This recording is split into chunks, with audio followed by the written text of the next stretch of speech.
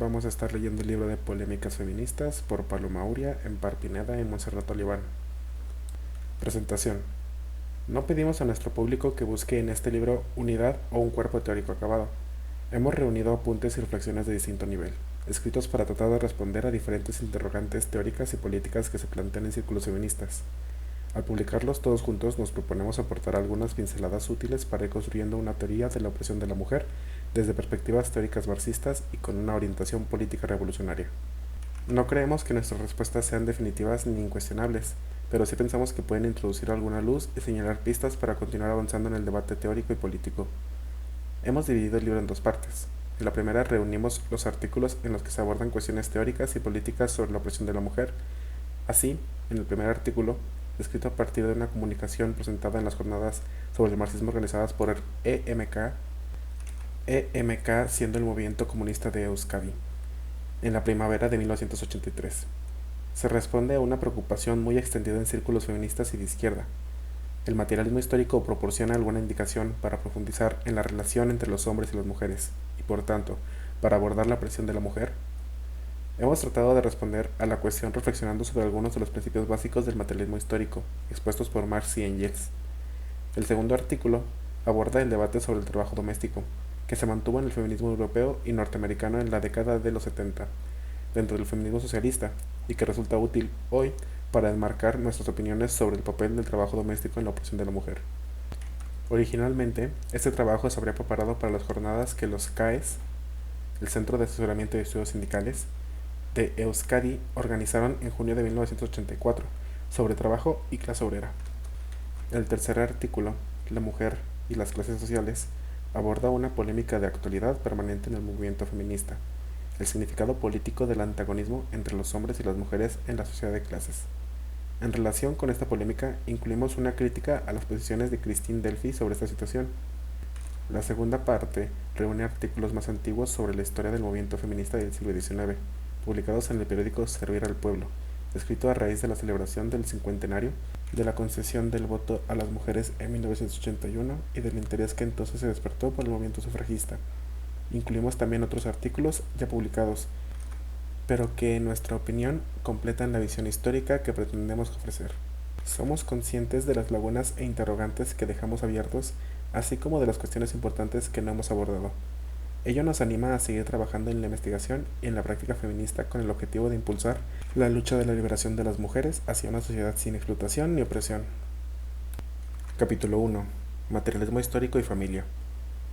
El siglo XIX hereda los planteamientos de la Ilustración y los principios liberales que la experiencia de la Revolución Francesa y en otro terreno, el romanticismo, habían contribuido a difundir. Véase en este mismo libro Igualdad y Feminismo, una historia reciente. Ya en el siglo XVIII y más tarde en el siglo XIX se había planteado tanto en el terreno de las ideas como de la práctica política la cuestión de la igualdad de los sexos. El derecho de ciudadanía para las mujeres se debate en la Asamblea Nacional de Francia Revolucionaria, donde el marqués de Condorcet declaraba: los derechos de los hombres derivan únicamente del hecho que son seres sensibles, susceptibles de adquirir ideas.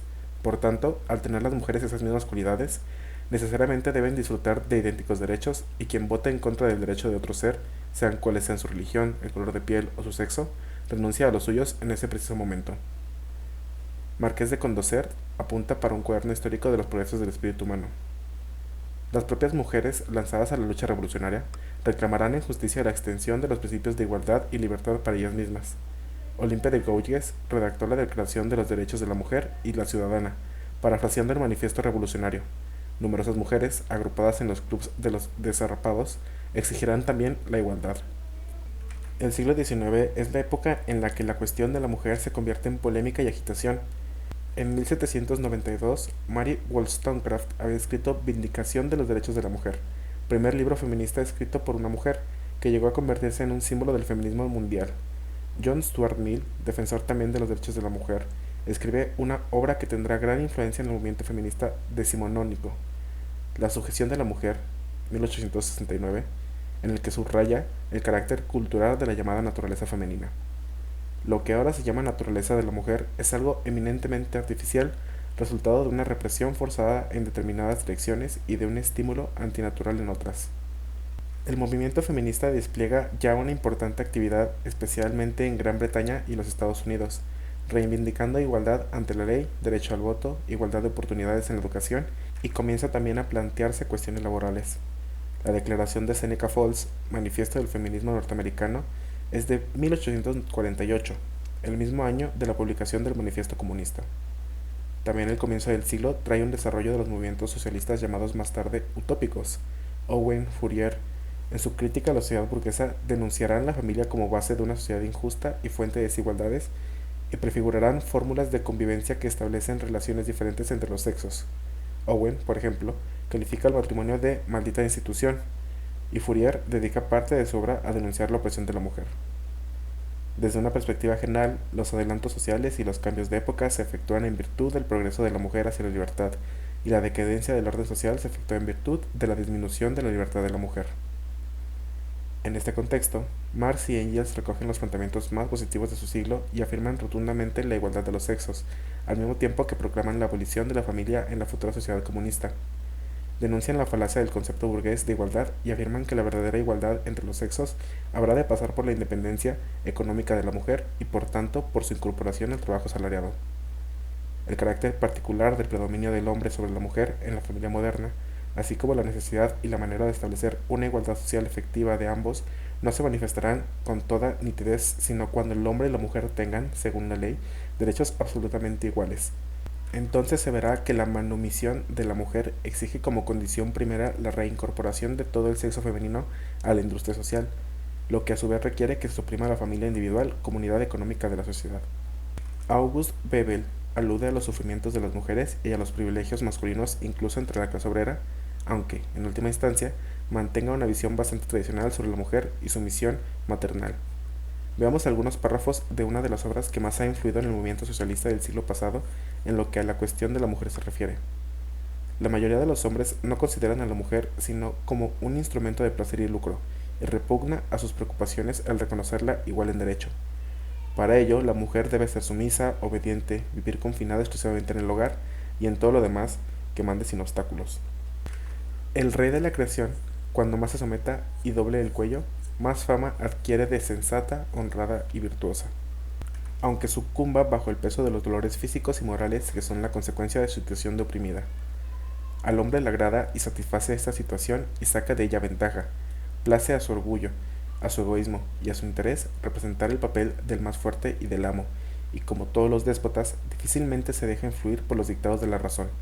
Es evidente que las mujeres están interesadas en agitarse para mejorar la situación, en emanciparse, digámoslo de una vez, pero que no cuenten con los hombres, así como los proletarios no tienen que contar con la burguesía.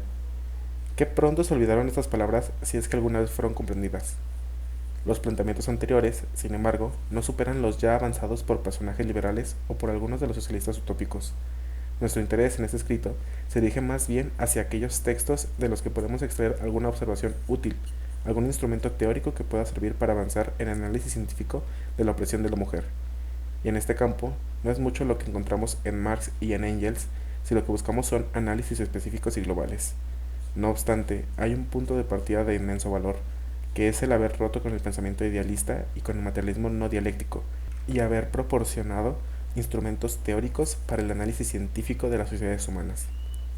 Encontraremos, pues, referencias de interés en algunas obras de Marx y de Engels, concretamente en la ideología alemana, y en el prólogo de Engels a la primera edición de su trabajo, El origen de la familia, la propiedad privada y el Estado, así como en la primera parte de esa obra.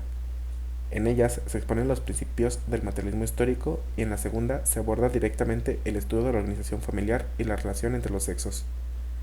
Por otra parte, El Capital, en la medida en que proporciona la teoría del modo de producción capitalista, es un texto imprescindible para entrar en el debate sobre el trabajo doméstico.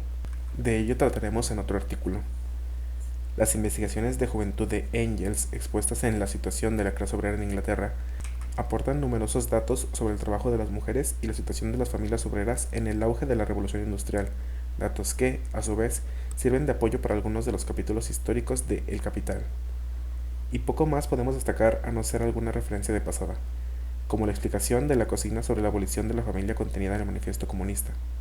La ideología alemana, escrita en colaboración por Marx y Engels en 1845, permaneció mucho tiempo inédita. Sobre esta obra escrita, Marx, en el prólogo a la contribución a la crítica de la economía política, que fue el fruto de contrastar conjuntamente nuestro punto de vista con el ideológico de la filosofía alemana, en realidad, liquidar a nuestra conciencia filosófica anterior. Se trata, pues, de una especie de ajuste de cuentas con las concepciones idealistas de los post-hegelianos y, al mismo tiempo, una exposición de los fundamentos materialistas del desarrollo histórico y de la ideología. Esta concepción de la historia consiste, pues, en exponer el proceso real de la producción, partiendo para ello de la producción material de la vida inmediata y en concebir la forma de intercambio correspondiente a este modo de producción y engendrarla por él, es decir, la sociedad civil en sus diferentes fases, como el fundamento de toda la historia. Y la sociedad civil, en tanto en forma histórica de producción e intercambio, tiene como premisa y fundamento la familia simple y la familia compuesta, lo que suele llamarse tribu. Como premisa de todo el desarrollo histórico, en tanto que actividad social, advierten tres aspectos que son ya factores históricos.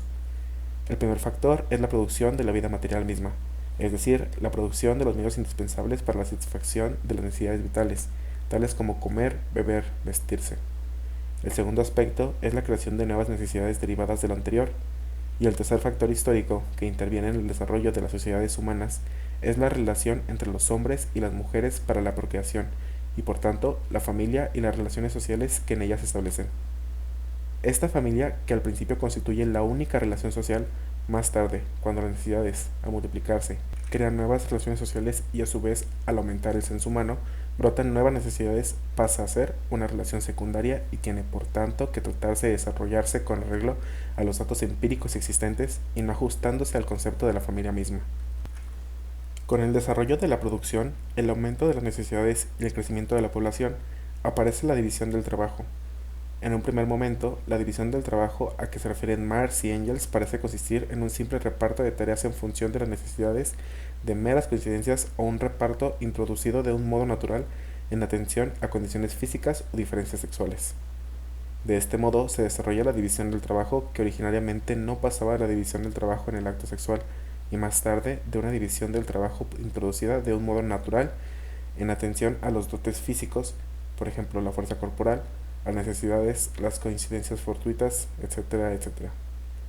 Pero la verdadera división del trabajo es la que genera contradicciones, la que trae como consecuencia la división entre el trabajo intelectual y el trabajo manual, la que trae como consecuencia el que las actividades espirituales y materiales, el disfrute y el trabajo, la producción y el consumo, se asignan a diferentes individuos. Esta división del trabajo, que genera contradicciones y antagonismos, conlleva la distribución desigual del trabajo y de sus productos.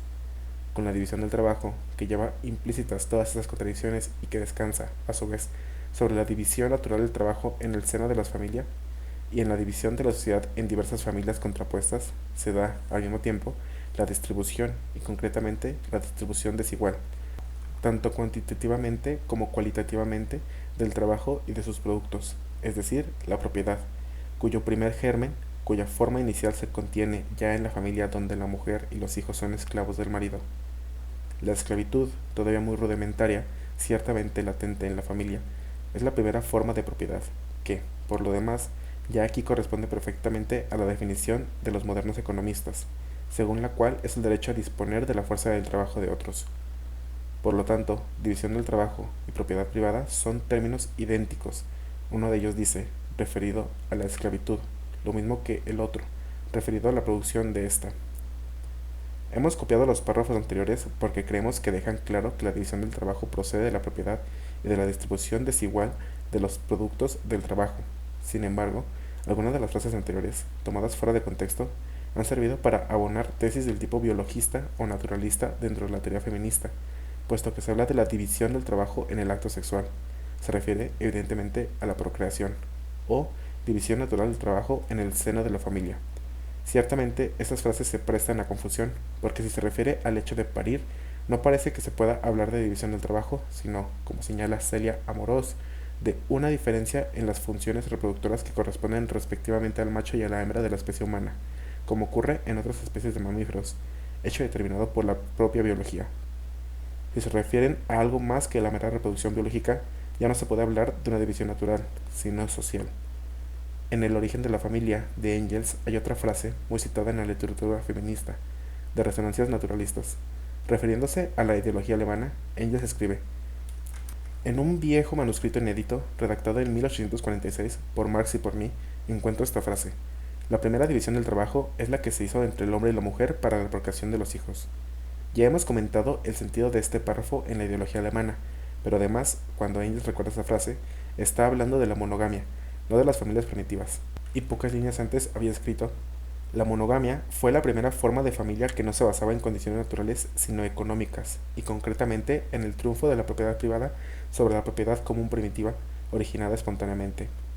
Y por eso, añadirá, la monogamia entra en la escena bajo forma de esclavismo de un sexo por el otro, como la proclamación de un conflicto entre los sexos, desconocido hasta entonces en la prehistoria. Parece difícil derivar de aquí tesis de tipo biologista sobre la opresión de la mujer. No obstante, creemos poder señalar dos aspectos cuando menos ambiguos en el discurso teórico de Engels. Uno es el problema de los orígenes de la opresión de la mujer. Podemos aceptar que la apropiación de los excedentes, la riqueza, ha sido el origen histórico de todas las opresiones y explotaciones. El que hayan sido unos hombres los dominantes y otros los dominados pudo haberse debido a causas fortuitas, a la mayor fuerza física y sobre todo al enfrentamiento de unas tribus con otras y al esclavizamiento de los vencidos. La cuestión no parece revestir mayor complicación. Era ya conveniente conseguir más fuerza de trabajo y la guerra la suministró. Los prisioneros fueron transformados en esclavos. Dadas las condiciones históricas de aquel entonces, la primera gran división social del trabajo, al aumentar la productividad de éste y por consiguiente la riqueza y al extender el campo de la actividad productora, tenía que traer consigo necesariamente la esclavitud. De la primera gran división social del trabajo nació la primera gran escisión de la sociedad en dos clases: señores y esclavos, explotadores y explotados. Ahora bien, ¿por qué los hombres, sin excepciones significativas, han dominado a las mujeres? En otras palabras, ¿por qué un reparto de tareas igualitario se convirtió en una distribución desigual y en una división del trabajo opresiva? ¿Acaso por causa de esta división natural primitiva, que si es natural no puede consistir más que en el hecho de parir y amamantar? Engels proporciona una explicación aplicable a las sociedades ganaderas, explicación en la que se mezclan factores biológicos, como el tener los hijos, con factores ya culturales, como el de quedarse en el hogar cuidándolos. Nada sabemos hasta ahora acerca de cuándo y cómo pasaron los rebaños de propiedad común de la tribu o de las gens a ser patrimonio de las distintas cabezas de familia. Pero lo esencial, ello debió haber acontecido en este estadio inferior de la barbarie. Y con la aparición de los rebaños y las demás riquezas nuevas, se produjo una revolución en la familia. La industria había sido siempre asunto del hombre. Los medios necesarios para ella eran producidos por él y en propiedad suya. Los rebaños constituían la nueva industria. Su domesticación al principio y su cuidado después eran obra del hombre. Por eso el ganado le pertenecía, así como las mercancías y los esclavos que obtenía a cambio de él. Todo excedente que dejaba ahora la producción pertenecía al hombre. La mujer participaba en su consumo, pero no tenía ninguna participación en su propiedad. La división del trabajo en la familia había sido la base para distribuir la propiedad entre el hombre y la mujer. Esta división del trabajo continuaba siendo la misma, pero ahora trastornaba por completo las relaciones domésticas existentes por la mera razón de que la división del trabajo fuera de la familia habían cambiado. En todo caso, para generalizar esta explicación, habría que tener un conocimiento más riguroso de las sociedades prehistóricas. En nuestra opinión, sin embargo, la cuestión no parece revestir demasiada trascendencia, aunque parece interesante clarificar algunos puntos de vista. Primero, la opresión de la mujer parece tan antigua como la opresión misma. Segundo, es preciso evitar todo determinismo biológico, lo que no impide que tengamos en cuenta la influencia de factores derivados de diferencias biológicas, como parir o no parir. Tercero, podemos presumir que la primitiva división del trabajo entre los sexos, el reparto de tareas, aunque no implicasen desigualdades, era ya una división histórica, cultural, como lo es toda relación social, aun cuando en el desarrollo de esa cultura pudiera haber influido la naturaleza biológica de las personas. El otro problema reside en el concepto de la monogamia. Tal como lo emplea Engels en el origen, parece un concepto unívoco y generalizador y por tanto ahistórico. En realidad, llama monogámica a la familia desde que aparece claramente la opresión de la mujer y parece que la base de la monogamia sea siempre y solo la transmisión de la propiedad. Y no parece encontrar grandes variaciones en el rápido vistazo que da a la familia monógama desde el comienzo de la civilización hasta la familia burguesa. Pensamos que una aplicación más consecuente del materialismo histórico invita a una profundización más rigurosa en el examen de las formas familiares y en su relación con las formas de producción, tal como se nos indica en la ideología alemana. Volviendo a la ideología alemana, señalaremos otra idea de interés que se desprende de la consideración materialista de la historia. es la constatación del carácter histórico de las formas familiares y su entronque en el conjunto social. En una cita anterior se nos advertía que el estudio de la familia debía partir de los datos empíricos existentes, abandonando la consideración de un concepto de la familia misma. En la polémica con Marx Stirner, Saint Max, Marx y Engels combaten el pensamiento idealista de este cuando analiza la familia como una forma ideológica independiente de las bases materiales que hacen posible. No hacen por qué hablar de la familia en general. La burguesía imprime históricamente a la familia el carácter de familia burguesa.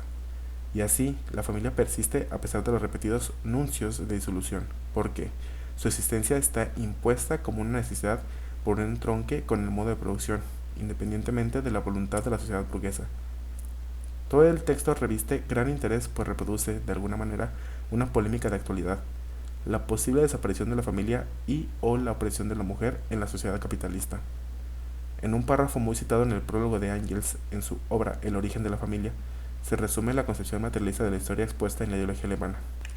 Según la teoría materialista, el factor decisivo en la historia es, a fin de cuentas, la producción y reproducción de la vida inmediata. Pero esta producción y reproducción son de dos clases. De una parte, la producción de los medios de existencia, de productos alimenticios, de ropa, de vivienda y de los instrumentos que para producir todo esto se necesitan. De otra parte, la reproducción del hombre mismo, la continuación de la especie. Y añade, el orden social en que viven los hombres en una época o en un país dados está condicionado por esas dos especies de producción, por el grado del desarrollo del trabajo, de una parte, y de la familia, de la otra. La conclusión es evidente. Si queremos conocer una formación social, es preciso analizar las relaciones entre los sexos y el papel de la familia. Del mismo modo, la historia humana es también la historia de las formas familiares, porque la base material no la constituye solamente el modo de producción de la riqueza, sino de la vida. Cuidado, no en el sentido estrictamente biológico, sino en el sentido social. Sin embargo, también al hablar de la reproducción, encontramos en Engels ambigüedades e indefiniciones de los conceptos. Si unas veces insiste en la importancia de la familia, es su autonomía relativa dentro del orden social. En otras ocasiones tiende a subsumir la reproducción-producción. Al final del párrafo antes citado, leemos, su lugar, el de la sociedad antigua, lo ocupa una nueva sociedad organizada en estado y cuyas unidades inferiores no son ya gentilicias, sino unidades territoriales. Se trata de una sociedad en la que el régimen familiar está completamente sometido a las relaciones de propiedad y en las que se desarrollan libremente las contradicciones de clase y la lucha de clases, que constituyen el contenido de toda la historia escrita hasta nuestros días. Aunque estas afirmaciones no anulan por completo la autonomía relativa de la familia, el propio Engels subraya la palabra escrita. Sin embargo, puede dar a pie a integrar por completo las relaciones familiares en las relaciones de producción y en la lucha de clases, olvidando su papel específico. Como señala Celia Amorós, Engels se queda sin saber qué hacer teóricamente con la reproducción. El marxismo no elaboró una teoría de la familia y a la larga, las relaciones para la reproducción acabaron siendo subsumidas en las relaciones de producción, cuya teoría sí elaboró el marxismo de modo riguroso, o explicadas por analogía. Marx y Engels, así como los teóricos posteriores, abandonaron prácticamente el tema para centrarse en el estudio de la producción, especialmente del modo de producción capitalista y su superestructura política y en la lucha de clases. Ciertamente, una vez que se constata el hecho de que la producción de la vida inmediata y el intercambio se desplazan del ámbito de la familia, el análisis marxista se centra en el campo de la producción e intercambio de mercancías, en la formación y acción de las clases sociales, en su papel en tanto que agente de la historia y etc. Se abandona casi por completo la reflexión sobre la familia y las relaciones entre los sexos, y ello a pesar de aquellas afirmaciones en las que la familia se considera como parte integrante de una formación social y su historia, como parte de la historia de las sociedades humanas. En realidad, el olvido no fue completo. Por ejemplo, si bien no existe una aproximación en términos de análisis económico al trabajo de la mujer en la familia para la manutención y el cuidado de sus miembros, tenemos, sin embargo, algunas reflexiones. Así, Engels destaca que se trata de un trabajo que ocupa una gran parte del tiempo de la vida de la mujer, hasta el punto de que le impide acceder al trabajo asalariado. De ahí que abogue por la socialización del cuidado de los hijos y de otras tareas domésticas. El gobierno del hogar se transformó en servicio privado. La mujer se convirtió en la criada principal, sin tomar ya parte en la producción social. Solo la gran industria de nuestros días le ha abierto de nuevo, aunque solo a la proletaria, el camino de la producción social. Pero esto se ha hecho de tal suerte que si la mujer cumple con sus deberes en el servicio privado de la familia, queda excluida del trabajo social y no puede ganar nada, y si quiere tomar parte en la industria social y ganar por su cuenta, le es imposible cumplir con sus deberes de familia.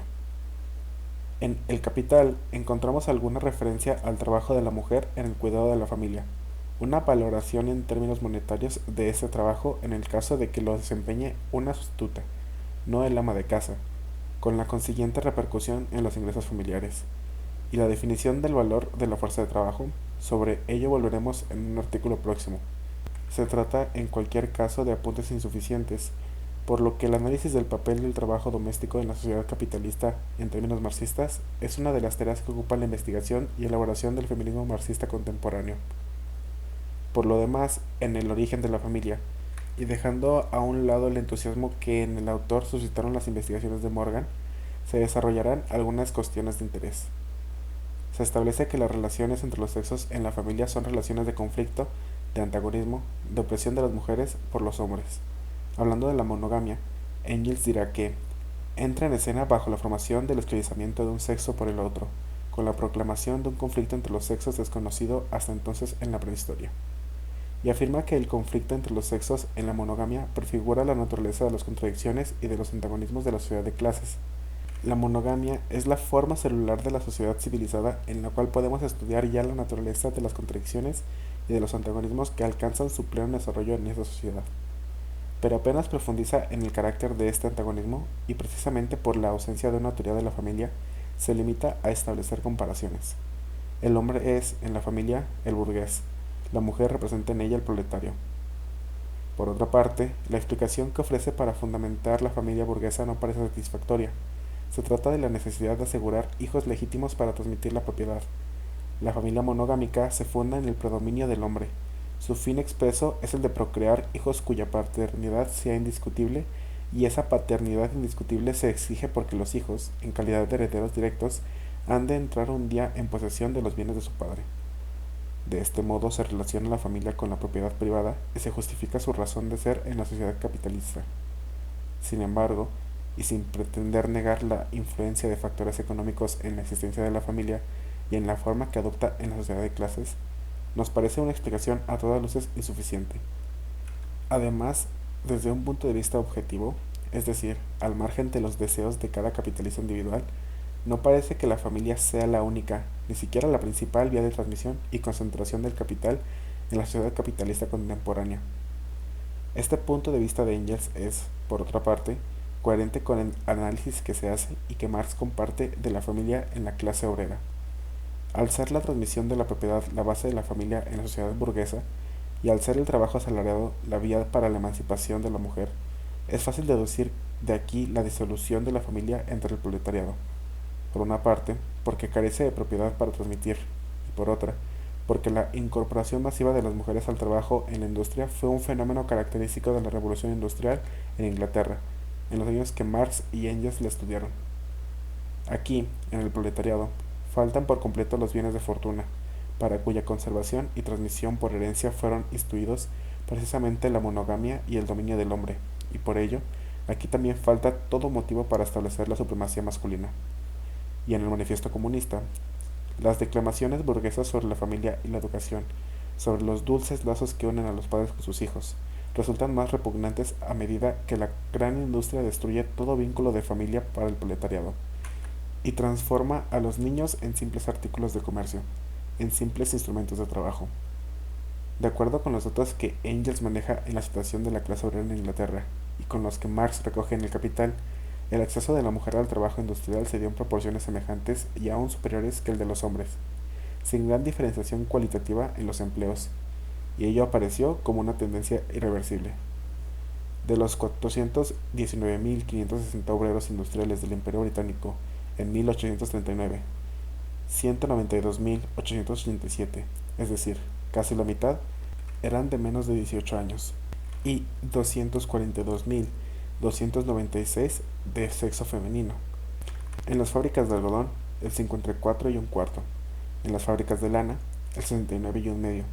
En las fábricas de seda, el 70 y un medio. En la hilandería de lino, el 60 y un medio por ciento. del número total de obreros eran de sexo femenino. Resulta de algunos datos presentados por los mismos fabricantes que numerosas son mujeres casadas que trabajan en las fábricas. En 412 fábricas de Lancashire trabajan 10.721. De sus maridos, solamente 5.314 tenían trabajo en las fábricas. De modo que por cada fábrica, 2 o 3 hombres viven del trabajo de su mujer.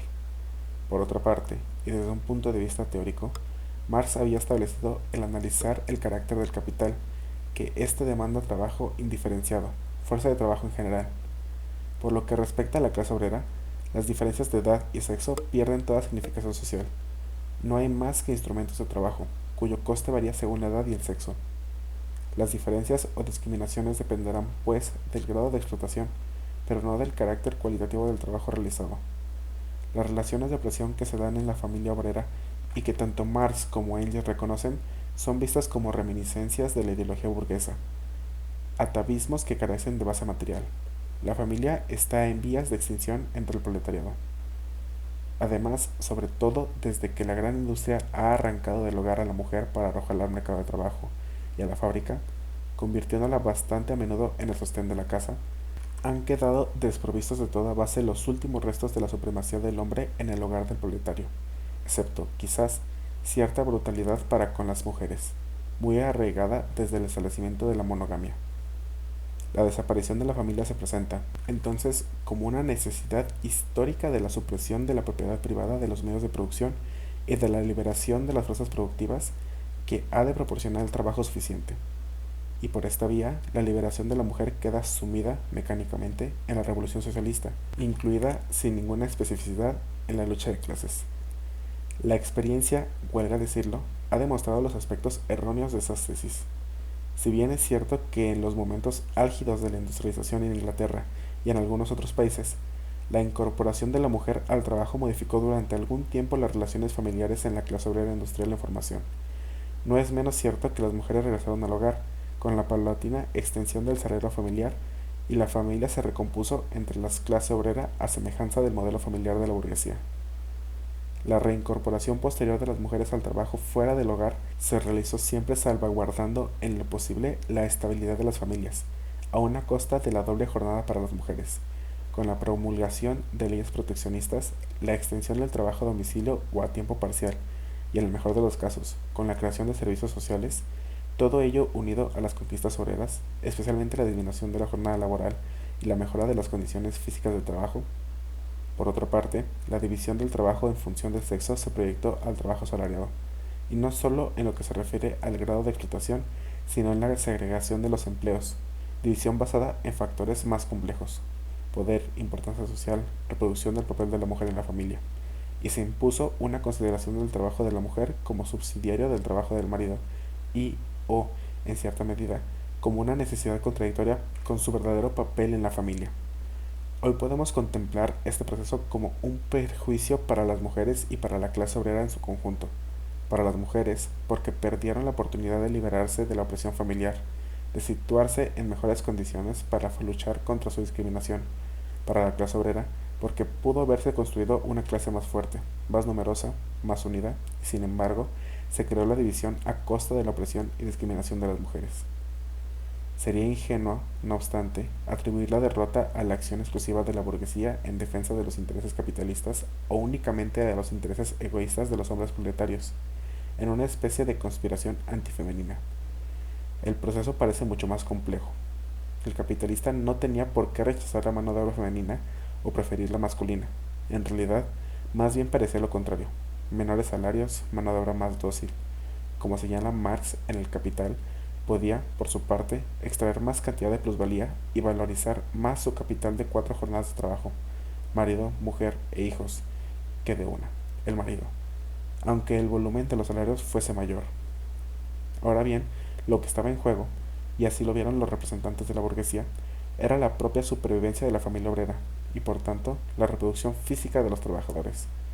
Son numerosos los informes de la época, que tanto Engels como Marx recogen, en los que se destaca la terrible mortandad infantil y el aumento de los abortos en el proletariado, y se advierte de la urgente necesidad de poner fin a esta situación. Por otra parte, pronto comenzó a hacerse sentir también la presión de los sindicatos y organizaciones obreras. Los obreros se preocuparon de combatir la competencia de la mano de obra femenina, frecuentemente preferida a causa de los menores salarios que percibía. A esto habría que añadir el interés por los hijos y, quién lo duda, por su propio bienestar y comodidad personal. Todo ello abonado por la ideología dominante que veía en la maternidad y la atención a la familia como la principal misión de la mujer, acorde con una pretendida naturaleza femenina. De esta concepción tenemos muestras en Engels y Marx. Pero sería también ingenuo pensar que las mujeres opusieron fuerte resistencia. En las inhumanas condiciones de trabajo de la época, con jornada laboral de 12 y 14 horas, enfermedades, abortos, viviendo frecuentemente en barracones, era difícil que las mujeres viesen en el trabajo de la fábrica una liberación. La conciencia feminista no se había desarrollado todavía entre las mujeres proletarias, ni existía experiencia de la lucha contra su opresión, ni una teoría que recogiese esa experiencia y marcara objetivos estratégicos. El movimiento feminista del siglo XIX, de inspiración liberal, se centraba en la igualdad de derechos ante la ley, y las obreras y los obreros habían comprendido que poco podían esperar de las leyes burguesas. Por eso no es de extrañar que las mujeres proletarias no pusiesen fuerte resistencia a su vuelta al hogar, y no es tampoco de extrañar que viesen en el salario familiar un beneficio para ellas. Hizo falta tiempo y experiencia para que un nuevo feminismo se desarrollara y pudiera plantar su oposición a la familia en tanto que centro de la opresión de la mujer. E hizo falta también tiempo, quizás demasiado, para poder recuperar reflexiones fecundas del socialismo científico del siglo pasado, posiciones que marcan un camino, que invitan a avanzar, pero obligan a abandonar toda tentación dogmática y abordar críticamente el desarrollo del marxismo como un pensamiento abierto y permeable a las nuevas experiencias políticas. Capítulo 2. Trabajo doméstico. ¿Valor o plusvalía? En el movimiento feminista existe una encomiable preocupación por dotar a los análisis sobre la opresión de la mujer de un rigor teórico que los equipare al análisis sobre otros sectores oprimidos y explotados. Dentro de esta preocupación nos encontramos con una línea de desarrollo teórico que parte del marxismo para sus investigaciones. Pero incluso entre feministas que consideran que el marxismo no es un instrumento teórico apto para el análisis de la opresión de la mujer, a veces se recurre al empleo de términos o conceptos tomados de la teoría marxista. Al mismo tiempo, y como preocupación más espontánea, menos teórica, tanto el movimiento feminista como en círculos politizados de la izquierda, nos encontramos con interrogantes que presuponen una aplicación del marxismo como preguntas como ¿el trabajo de la mujer produce plusvalía? O ¿los productos del trabajo doméstico poseen valor de cambio? Etcétera, etcétera. Consideramos que el marxismo es una teoría abierta que permite integrar el análisis de la presión de la mujer y orientar nuestra práctica política feminista. No vamos ahora, sin embargo, a tratar esta cuestión. Nos interesa en este artículo someter a crítica ciertas elaboraciones ofrecidas tanto por feministas como por estudiosos marxistas no vinculados al movimiento feminista. Nos referimos a aquellas elaboraciones que toman como base el libro primero de El Capital y las categorías económicas de esta obra, sin tener en cuenta otros planteamientos del materialismo histórico.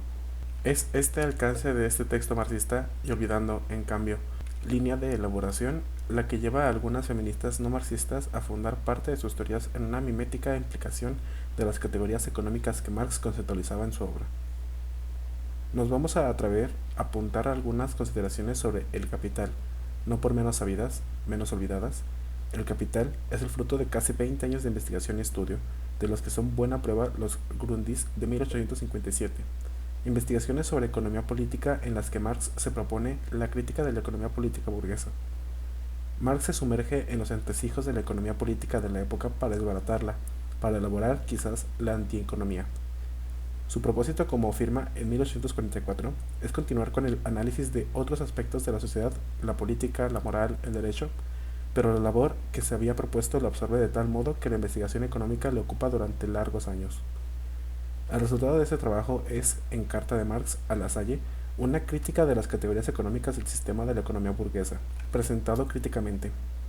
Analiza, pues, el capital en todas sus relaciones. En su esfuerzo teórico, categoriza unos términos, un vocabulario apto para el objeto de su estudio.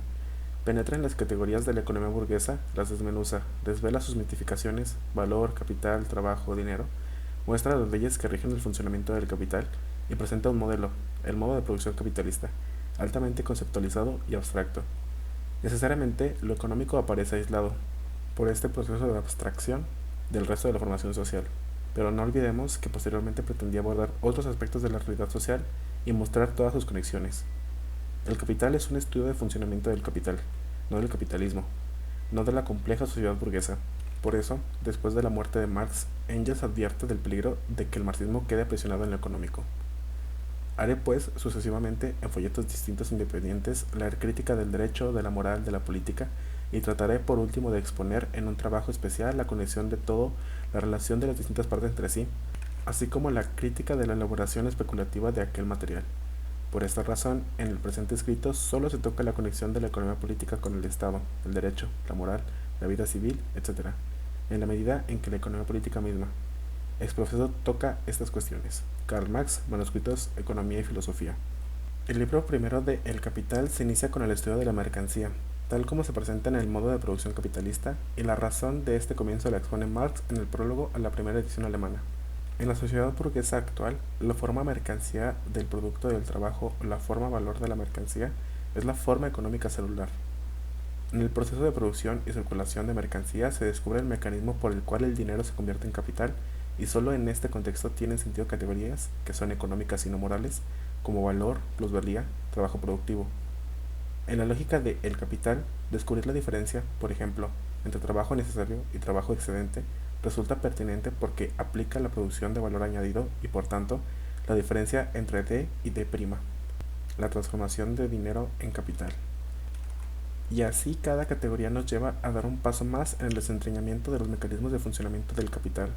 Por ello, cada categoría tomada aisladamente, fuera del discurso teórico dentro del que fue producida, carece de operatividad. Así ocurre con toda una serie de conceptos que se elaboran como pasos necesarios en el rigor de la demostración, pero que carecen de sentido valorativo o crítico. Esta confusión sobre el significado de las categorías económicas marxistas lleva, a veces, a algunas feministas a lamentarse de que el marxismo no considere que el trabajo doméstico de la mujer tenga valor o sea un trabajo productivo, sin darse cuenta de que la palabra valor no está utilizada en el sentido habitual, valorativo. Nos arriesgamos a afirmar que ningún marxista se atrevería a negar que el trabajo de la mujer es valioso. Confunden trabajo productivo con trabajo que reporta utilidad, que es necesario desde el punto de vista social o individual.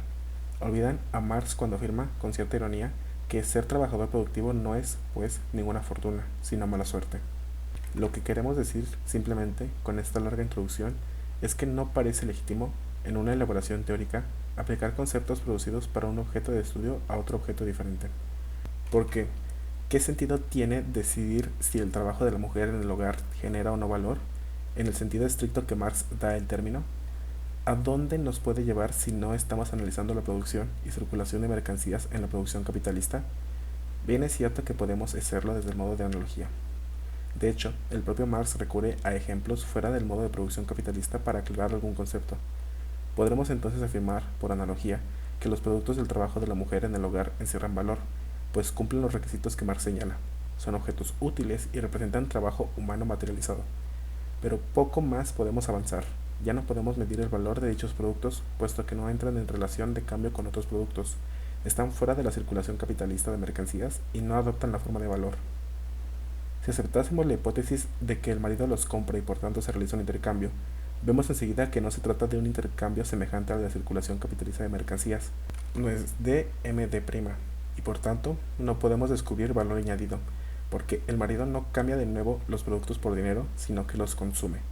Tampoco podríamos afirmar que el marido compra la fuerza de trabajo de su mujer en su valor justo, como hace el capitalista con la fuerza de trabajo, puesto que no lo paga en función del tiempo de trabajo invertido en su manutención, sino en función de sus disponibilidades económicas.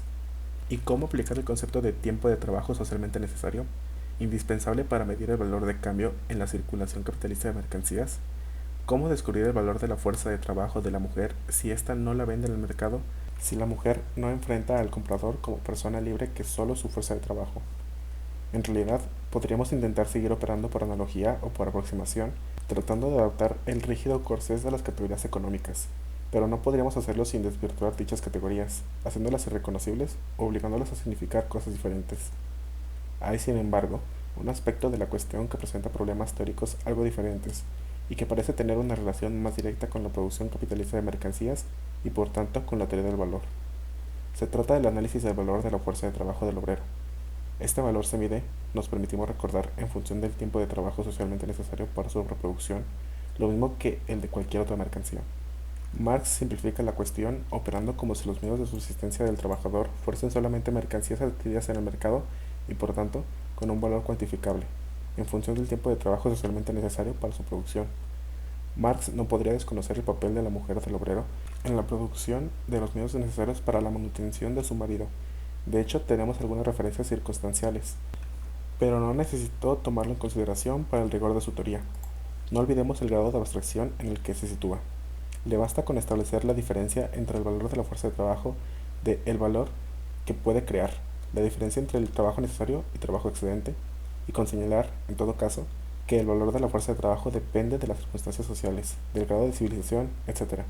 Pero estas circunstancias quedan fuera de estudio en el capital. Las necesidades naturales, el alimento, el vestido, la calefacción, la vivienda, etc., varían según el clima y demás particularidades físicas de cada país. Por otra parte, el propio volumen de las llamadas necesidades naturales es, al igual que el modo de satisfacerlas, un producto histórico y por eso depende, en gran parte, del grado de civilización alcanzado. Los orígenes de la clase asalariada en cada país y el medio histórico en que se han formado dicha clase continúan ejerciendo la mayor influencia sobre los hábitos, exigencias y de rechazo sobre las necesidades que trae consigo la vida. Así, pues, la fuerza de trabajo encierra, desde el punto de vista del valor, un elemento moral e histórico que la distingue de las demás mercancías. El Capital, volumen 1. Sin embargo, se ha tratado de poner en relación el trabajo doméstico de la mujer con el valor de la fuerza de trabajo, y ello ha constituido una parte importante del debate sobre el trabajo doméstico. Se han sostenido, básicamente, las siguientes teorías. A. El trabajo doméstico de la mujer reproduce su propio valor, el equivalente a sus medios de subsistencia, y crea valor añadido, plusvalor, que incorpora al valor de la fuerza del trabajo de su marido. El capitalista no paga ese trabajo añadido, trabajo excedente, puesto que el salario corresponde al valor de las mercancías adquiridas en el mercado más el valor de las necesidades para la manutención del ama de casa. Por lo tanto, el capitalista compra la fuerza de trabajo por debajo de su valor, lo que implica, por una parte, que explota al ama de casa, pues se apropia de su trabajo excedente; por otra, que gracias a ello obtiene más plusvalía, pues paga la fuerza de trabajo por debajo de su valor. B. Wally Secombe, por su parte, sostiene que el trabajo doméstico no produce plusvalía. Sin embargo, crea valor que se incorpora al valor de la fuerza de trabajo del marido, pero no hay aumento de valor. La parte del salario que el capitalista paga al marido y que se va destinado al consumo de la mujer es equivalente al valor que ha creado. De esta forma no se modifica la teoría de Marx según la cual el capitalista compra la fuerza de trabajo por su valor. Lo que Secombe sostiene es que ese valor incluye el valor del trabajo del ama de casa. Habría una tercera teoría que se puede deducir de llevar a sus últimas consecuencias la posición de Secombe. La mujer, con su trabajo en la esfera doméstica, produce una mercancía, la fuerza de trabajo. La actividad del ama de casa forma parte, entonces, de la producción capitalista de mercancías y su trabajo debe analizarse como cualquier otra rama de la producción social. Como muestra de nuestro desacuerdo con este enfoque en el análisis del trabajo doméstico, valen algunas de las consideraciones apuntadas anteriormente sobre las categorías económicas de el capital. Hay conceptos inaplicables y que, sin embargo, son indispensables para descubrir la creación del valor y de plusvalía. Trabajo socialmente necesario, trabajo abstracto. Para un comentario más amplio volveremos en otro artículo. Por lo que se refiere a las implicaciones políticas, podemos advertir que teorías como la de Secombe lo que tratan es de vincular la opresión de la mujer exclusivamente al capital. La lucha de la mujer y del marido es siempre la misma, sin ninguna contradicción que les enfrente, y el carácter autónomo de la opresión de la mujer desaparece. Por el contrario, ¿qué es lo que nos interesa? Descubrir, analizar la opresión específica de las mujeres, saber si está oprimida como consecuencia de su trabajo en el hogar, pero esta investigación se puede llevar a cabo desde una óptica marxista sin necesidad de recurrir a la llamada teoría del valor de Marx. Permítasenos una digresión a modo de ejemplo. Vamos a considerar un tanto esquemáticamente el régimen de servidumbre del medievo.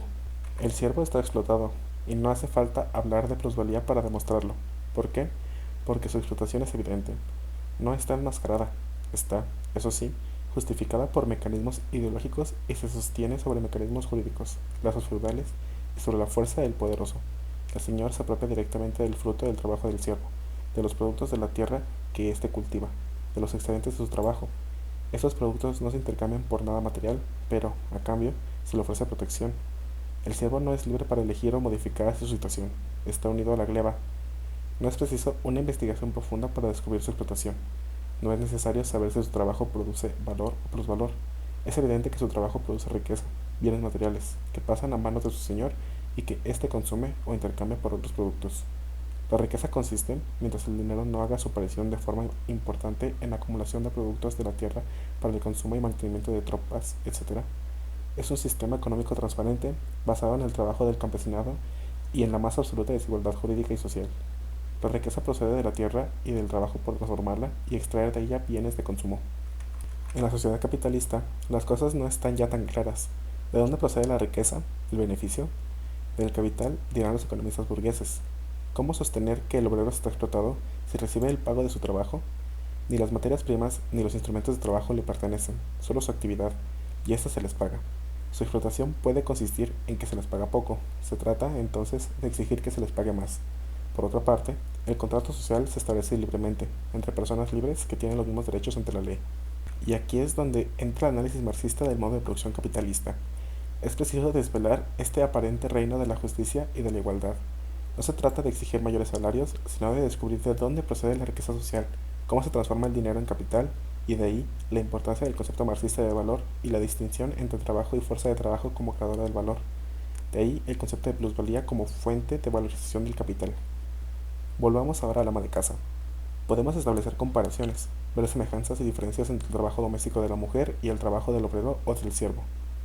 Pero lo que nos interesa, sobre todo, es analizar su situación particular y específica, resolver los problemas particulares que este análisis presenta, responder a las interrogantes específicas.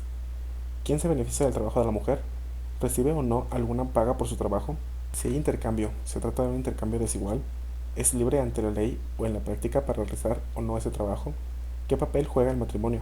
¿Qué relación en términos económicos podemos establecer entre el trabajo doméstico de la mujer y el modo de producción capitalista? ¿Qué relación existe entre el trabajo doméstico y la situación de opresión y discriminación de la mujer en la sociedad capitalista? Estos y otros muchos interrogantes se abordan en numerosos debates dentro del movimiento feminista. Un desarrollo marxista del análisis de la opresión de la mujer debe tratar de responderlos adecuadamente.